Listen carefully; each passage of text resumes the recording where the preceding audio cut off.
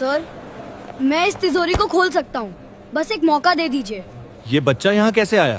पूरा म्यूजियम ठहर गया। अमेरिका से आया बड़ा टेक्नीशियन भी हंस पड़ा। ये तिजोरी मुझ जैसे महान टेक्नीशियन से नहीं खुला। तू इसको क्या खोलेगा बे? जा, अगर तूने इसे खोल दिया, वह बोला, तो मैं तुझे 1 करोड़ दूंगा। हंसी गूंजने लगी, कैमरे चमकने लगे Sir, और I बीच can में खड़ा open था this vault. फटे Just कपड़ों give में me एक one दुबला chance. सा गरीब This बच्चा। vault couldn't यह be तिजोरी opened by कोई a आम great तिजोरी technician नहीं। like me. 5 साल पहले एक पुराने खंडहर से इसे निकाला गया था। कहा जाता था कि इसके अंदर किसी प्राचीन राजा का खजाना है, लेकिन दिक्कत यह थी, तिजोरी खुल ही नहीं रही थी। आधुनिक मशीनें फेल हो चुकी थीं, लेजर, ड्रिल, एक्सरे सब बेकार। आखिरकार अमेरिका से एक स्पेशल टेक्नीशियन बुलाया गया, लेकिन वह भी इसे नहीं खोल पाया। लेकिन उस गरीब लड़के ने वह जो कारनामा किया, उसे देखकर अमेरिका के बबे से बबे दिग्गज भी हैरान रह गए। जानने के लिए बस आखिर तक देखते रहिए दोस्तों। आज म्यूजियम खचाखच भरा था। इतिहासकार, अधिकारी, मीडिया और कोने में खड़ा था आरव, एक सफाई कर्मचारी का बेटा। उसका पिता म्यूजियम में रात की सफाई करता था। आरव अक्सर उसके साथ आ जाता था, चुपचाप कोनों में बैठकर पुरानी चीजें देखा करता। आज भी वही हुआ। जब टेक्नीशियन ने हार मानते हुए कहा, यह तिजोरी शायद कभी नहीं खुलेगी, तभी वह आवाज आई, सर, मैं खोल सकता हूं। सब पलटकर हंस पड़े। ये बच्चा, सफाई वाले का बेटा? गार्ड उसे हटाने आए, लेकिन बच्चे की आंखों में डर नहीं था, सिर्फ यकीन। जिस हॉल में अभी कुछ सेकंड पहले तक कैमरों की फ्लैश चमक रही थी, लोग हंस रहे थे, विदेशी एक्सपर्ट अंग्रेजी में कुछ समझा रहा था, अचानक वहां सन्नाटा छा गया। सबकी नजरें एक ही दिशा में घूम गईं। वहां खड़ा था फटे कपड़ों में, चप्पल घिसी हुई, दुबला सा एक गरीब बच्चा, उम्र लगभग 13-14 साल, चेहरा धूप में जला हुआ, बाल बिखरे हुए, लेकिन आंखें बिल्कुल स्थिर। अमेरिका से आया बड़ा टेक्नीशियन, जो अभी अभी बड़े कॉन्फिडेंस के साथ यह घोषणा कर चुका था कि यह तिजोरी अब कभी नहीं खुलेगी। पहले तो चौंका, फिर उसके चेहरे पर व्यंग्य की मुस्कान आई। उसने गले में लटका अपना महंगा ईड कार्ड उंगलियों से उछालते हुए कहा, ये मुझ जैसे महान टेक्नीशियन से नहीं खुला, तू इसको क्या खोलेगा बे? भीड़ में हल्की हंसी दौड़ गई। कुछ पत्रकारों ने कैमरे उसकी तरफ घुमा दिए। नया तमाशा शुरू हो गया है वाली भावना के साथ। कुछ अधिकारी बड़बड़ा उठे, सिक्योरिटी कहाँ है? बच्चे को यहां किसने घुसने दिया? गार्ड उसकी तरफ बढ़ गए उसे हटाने के लिए, लेकिन बच्चा अपनी जगह से हिला नहीं। उसकी आवाज कांप नहीं रही थी। उसने दोबारा कहा, सर, अगर आपने मुझे एक मौका दिया, मैं ये ताला खोल सकता हूं। अगर न खोल पाया तो आप मुझे बाहर निकाल दीजिए, लेकिन एक बार कोशिश तो करने दीजिए। एक अधिकारी ने झूंझलाकर कहा, यह कोई खेल नहीं है, यह राष्ट्रीय धरोहर है। 5 साल से दुनिया भर के एक्सपर्ट लगे हैं इस पर। यह बच्चा क्या कर लेगा? अमेरिकन टेक्नीशियन को शायद इस पूरे दृश्य में मजा आने लगा था। वह हंसकर आगे बढ़ा, बच्चे के कंधे पर हल्का सा थाप देते हुए बोला, चल ठीक है हीरो, एक काम करते हैं, अगर तूने इसे खोल दिया तो मैं तुझे 1 करोड़ दूंगा। 1 करोड़, कैश नहीं, चेक, ठीक है? उसने हंसते हुए पीछे मुड़कर क्राउड की तरफ देखा, जैसे कोई सर्कस का एक्ट शुरू कर रहा हो। हंसी गूंजने लगी। कुछ मोबाइल कैमरे और उठ गए। किसी ने फुसफुसाकर कहा, अगर खोल भी दिया तो बाद में बोल देगा मजाक था। किसी ने कहा, चलो देखो बच्चा क्या नौटंकी करेगा। हॉल के बीच में मोटे मोटे लोहे के रेलिंग के पीछे एक विशाल काली धातु की तिजोरी रखी थी। चारों ओर लाल वेलवेट की रस्सियां, सिक्योरिटी गार्ड, सीसीटीवी कैमरे।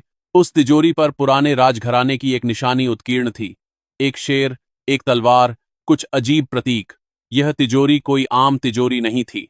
5 साल पहले शहर से दूर एक पुराने खंडहरनुमा महल की खुदाई के दौरान मजदूरों को जमीन के नीचे से एक भारी लोहे का बॉक्स मिला था। उसके चारों तरफ पत्थर से बनी दीवारें थीं, जैसे किसी ने जानबूझकर उसे छिपाकर रखा हो। जब उसे क्रेन से उठाकर बाहर लाया गया तो उसका वजन देखकर सब दंग रह गए। पुराने दस्तावेजों से पता चला था कि वह तिजोरी किसी प्राचीन राजा की गुप्त तिजोरी हो सकती है, जिसमें या तो खजाना होगा या कोई राज। उसे शहर के इस म्यूजियम में लाया गया। सरकार ने घोषणा की वैज्ञानिक तरीके से तिजोरी खोली जाएगी, न कि तोड़फोड़ से। अंदर जो भी होगा इतिहास की धरोहर होगा। लेकिन समस्या यह थी, तिजोरी खुल ही नहीं रही थी। उसमें कोई साधारण चाबी का छेद नहीं था, कोई कोड वाला डायल नहीं, कोई इलेक्ट्रॉनिक पैनल नहीं। बाहर से दिखता केवल मोटा काला धातु और कुछ उभरे हुए सिंबल्स। इतने साल में देश के कई टॉप लॉक एक्सपर्ट बुलाए गए। किसी ने लेजर से स्कैन किया, किसी ने अल्ट्रासोनिक मशीनें लगाईं, किसी ने एक्सरे से भीतर की झलक देखने की कोशिश की, लेकिन तिजोरी ने कोई राज नहीं खोला। ड्रिल मशीनें उसके धातु पर चलकर गर्म हो जाती, लेकिन भीतर तक जाती नहीं थीं। ऐसा लग रहा था जैसे तिजोरी को बनाते समय यह सोचकर डिजाइन किया गया था कि कोई भी आधुनिक तरीका उसे नहीं तोड़ पाएगा। आखिरकार अमेरिका की एक बड़ी सिक्योरिटी टेक कंपनी से स्पेशल टेक्नीशियन बुलाया गया। उसका इंट्रो म्यूजियम की दीवारों पर चिपक चुके पोस्टरों में भी लिखा था, दुनिया की सबसे कॉम्प्लेक्स सेफ्स खोलने वाला विशेषज्ञ। आज वही फ्लाइट से आकर मीडिया की मौजूदगी में तिजोरी को खोलने की कोशिश कर रहा था। उसने भी मशीनें लगाईं, सेंसर्स लगाए, वाइब्रो एनालिसिस किया, लेकिन घंटों की मेहनत के बाद उसने हार मान ली। उसने माइक पकड़ा और कहा, this safe might never open. शायद इसे बिना ओरिजिनल की या सीक्रेट नॉलेज के खोलना ऑलमोस्ट इम्पॉसिबल है। इसी नेवर वाले मोमेंट के बीच कोने में खड़ा एक लड़का आगे बढ़ा। उसका नाम था आरव। वह म्यूजियम के लिए काम नहीं करता था। वह किसी विजिटर के साथ नहीं आया था। वह तो सफाई कर्मचारी का बेटा था। उसके पिता मोहन इस म्यूजियम की रात की सफाई करते थे। जब सब लोग चले जाते तब वह झाड़ू लेकर, मोप लेकर, डस्टबिन उठाकर हर हॉल में घूमते। कई बार रात को देर से लौटते तो आरव भी उनके साथ आता, क्योंकि घर पर अकेला रहना उसे अच्छा नहीं लगता था। बचपन से ही आरव ने इस म्यूजियम की दीवारों, मूर्तियों, पुरानी तलवारों, सिक्कों, चित्रों को दूसरी नजर से देखा था। जब उसके पिता झाड़ू लगाते, वह कोनों में बैठकर उन पर लगे छोटे छोटे बोर्ड पढ़ने की कोशिश करता।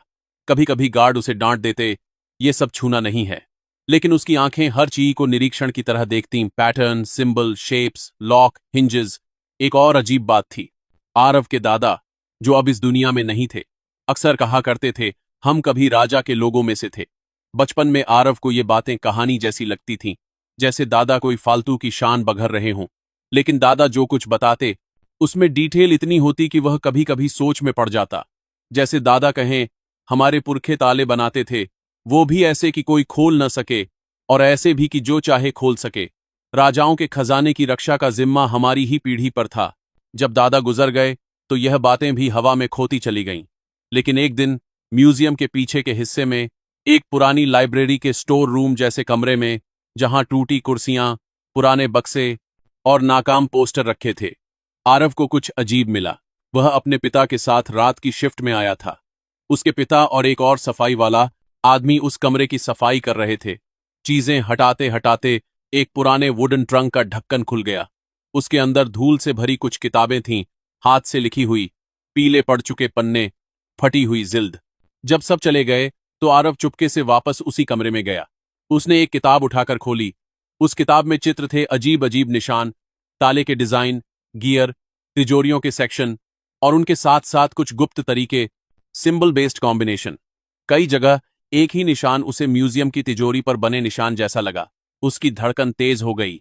कुछ पन्नों पर लिखा था, राज तिजोरी के गुप्त ताले का विधान, केवल वंशजों के लिए, बिना ध्वनि के खुलने वाली तिजोरी, याद से खुलने वाले लॉक। उसने पूरा नहीं समझा, लेकिन इनफ समझ गया कि यह कोई मामूली डायरी नहीं है। उसे याद आया, दादा कहा करते थे, हमारे पास वो विद्या थी जिससे तिजोरी बिना चाबी खुले और बिना तोड़फोड़ के बंद भी हो जाए। कई रातों तक जब उसके पिता ऊपर वाले हॉल में सफाई करते रहते, आरव नीचे के स्टोर रूम में बैठकर उन किताबों को पढ़ने की कोशिश करता। लैंग्वेज पुरानी थी, पर धीरे धीरे उसे सिंबल्स की भाषा समझ आने लगी। हर निशान का मतलब, हर स्क्रैच की जगह का लॉजिक। वह खाली एयर में हाथों से पैटर्न बनाकर प्रैक्टिस करता, जैसे इनविजिबल ताले को खोल रहा हो। और फिर 5 साल पुरानी उस तिजोरी की खबर जब पहली बार म्यूजियम में आई तो उसके अंदर कुछ हिल गया। जब उसने पहली बार उस तिजोरी को देखा तो वह ठिठक गया। ये वही पैटर्न है। तिजोरी पर बने कुछ निशान, कुछ कॉर्नर कट्स किताबों के डिजाइन से मिलते जुलते थे। उसी दिन से उसके दिमाग में एक पागल सा विचार घूमने लगा, क्या ये वही राज तिजोरी हो सकती है जिसकी बात दादा किया करते थे? क्या हमारे पूर्वजों ने यह लॉक बनाया था? वह घर आकर नोटबुक में स्केच बनाता, रात को किताबों से सिंबल्स कंपेयर करता। धीरे धीरे उसके दिमाग में पूरा ताले का नक्शा बनता गया। उसे समझ आया कि यह कोई रैंडम ब्लॉक ऑफ मेटल नहीं, यह inner locking plates, sliding wages और वेट बेस्ड मैकेनिज्म्स का जाल है, जो कुछ खास जगहों पर हल्का दबाव डालने से अनलॉक हो सकते हैं। लेकिन यह सब केवल थ्योरी थी, उसे प्रैक्टिकल करने का मौका नहीं था। आज जब फॉरेन टेक्नीशियन ने हार मानते हुए कहा, यह तिजोरी शायद कभी नहीं खुलेगी, तब आरव के अंदर कुछ टूटने को आया। उसे लगा जैसे उसके पुरखों की विद्या को किसी ने बेइज्जत कर दिया हो। उसी इंपल्स में उसने आवाज लगा दी, सर, मैं खोल सकता हूं। अब वह इस मुकाम तक पहुंच चुका था कि या तो वह पूरी तरह पागल कहा जाएगा या इतिहास बदल देगा। अमेरिकन टेक्नीशियन ने मजाक में चैलेंज दे दिया। भीड़ ने तमाशा मान लिया। अब सबकी निगाह बीच में खड़े बच्चे पर थी। आरव धीरे धीरे आगे बढ़ा। उसके पिता भीड़ के पीछे से भागते हुए आए। अरे बेटा, तू क्या कर रहा है? ये सब बड़े लोगों का काम है, नीचे उतर जा। लेकिन अब बात पिता बेटे की नहीं रही थी। यह बात उसके विश्वास और पूरी वंश पर लग चुकी झूठी शान की थी। उसने तिजोरी के पास जाकर हाथ से उसकी ठंडी सतह को छुआ। धातु ठंडी थी, लेकिन उसके अंदर गर्म लहर जा रही थी। उसने गहरी सांस ली। उसने किसी मशीन की मांग नहीं की, न कोई हथौड़ा, न कोई टूल। सबको लगा कि अब ये बच्चा किसी फिल्म जैसा कुछ करेगा, दोनों हाथ फैलाकर आंख बंद करेगा, मंत्र वगैरह बोलेगा। लेकिन उसने कुछ भी ऐसा नहीं किया। उसने बस अपने हाथों की उंगलियां तिजोरी की सतह पर रखीं, ऊपर बने सिंबल्स को हल्के से छुआ, जैसे उन्हें पहचान रहा हो। उसने तिजोरी के एक साइड पर, किनारों के पास, उस जगह हाथ रखा जहां हल्का सा उभरा हुआ हिस्सा था जो आम आदमी की नजर से छूट सकता था। लेकिन किसी ट्रैक्ट एंड आंख से देखो तो वह फालतू नहीं लगता। उसने पहले उंगलियों से कुछ खास जगहों पर हल्की थाप दी, ढक ढक, जैसे किसी इनविजिबल पैटर्न के हिसाब से। धातु के अंदर कहीं से हल्की हल्की गूंज आई। फिर उसने दोनों हाथों से दो अलग अलग जगहों पर एक साथ दबाव डाला, फिर छोड़ा, फिर तीसरी जगह पर हाथ रखा। उसका पूरा अटेंशन उन किताबों की याद में था। पहले ऊपर वाली प्लेट, फिर नीचे का वेज, फिर दाहिने की स्लाइड। मीडिया वालों को यह सब धीमा और बोरिंग लग रहा था। कुछ ने कैमरा नीचे कर लिया। कुछ नहीं होगा, बस टाइम पास है। कोई विस्पर कर रहा था, देखना, थोड़ी देर में गार्ड इसे हटाएंगे। हॉल में केवल कुछ लोगों की सांसें सच में रुकी हुई थीं। उसके पिता, कुछ पुराने कर्मचारी जिन्होंने उसे रात को लाइब्रेरी में बैठा देखा था, और शायद वह इंजीनियर जो वंडर से देख रहा था कि यह लड़का रैंडम नहीं, बहुत खास पैटर्न के साथ टच कर रहा है। आरव ने आखिरी बार तिजोरी के एक किनारे पर हथेली रखी और बहुत हल्के लेकिन स्टेडी प्रेशर के साथ कुछ सेंटीमीटर स्लाइड जैसा मोशन किया, जैसे इनविजिबल लॉक को अपनी जगह से खिसका रहा हो। क्लिक! एक बेहद हल्की आवाज आई, इतनी हल्की कि कुछ लोगों को तो सुनाई ही नहीं दी, लेकिन जो तिजोरी के पास खड़े थे उनके कानों ने उस आवाज को पकड़ लिया। फिर अंदर से किसी भारी चीज के सरकने की आवाज आई, गुड़ गुड़ गुड़, जैसे कोई मेटल प्लेट नीचे की तरह गिर रही हो। अगले ही पल तिजोरी का भारी द्वार थोड़ा सा अपने आप आगे की तरफ झुक गया। किसी ने धीरे से धक्का दिया और तिजोरी का दरवाजा खुल गया। पूरा म्यूजियम सन्न हो गया। कुछ सेकंड तक तो किसी को समझ ही नहीं आया कि हुआ क्या है। फिर अचानक कैमरों की फ्लैश एकदम तेज हो गई। भीड़ में एक वेव की तरह शोर उठा। खुल गई, तिजोरी खुल गई। किसी ने चिल्लाकर कहा, इम्पो एस साइबल। किसी ने अविश्वास में अपने सिर पर हाथ रख लिया। अमेरिकन टेक्नीशियन के चेहरे का रंग उड़ चुका था। वह तिजोरी के पास दौड़कर आया, दरवाजे के जोड़, हिंजेस, लॉक मैकेनिज्म को देखने लगा। उसने अंदर झांका, फिर बाहर देखा, फिर बच्चे की तरफ। अंदर सोना नहीं था, कोई चमकता हुआ डायमंड, कोई सोने के सिक्कों का ढेर, कोई जेवर, कुछ नहीं। अंदर थे चमड़े की पुरानी थैलियां, तांबे के cylinders, rolled up parchment, seal लगे डॉक्यूमेंट्स, राजवंश की मुहरें, कुछ दुर्लभ मुहरें और कुछ मेटालिक प्लेट्स जिन पर लिपि खुदी हुई थी। इतिहासकारों के लिए यह सोने से ज्यादा कीमती था। एक सीनियर हिस्टोरियन ने शेकी हाथों से एक डॉक्यूमेंट उठाया, उसकी राइटिंग देखी, सील देखी और भावुक होकर बैठ गए। ये तो उसी राजवंश की ओरिजिनल लैंड ट्रीटीज लग रही हैं। ये तो उस समय की असली मुहर है जिसकी सिर्फ किंवदंती बची थी। ये तो पूरी इतिहास की किताबें बदल सकती हैं।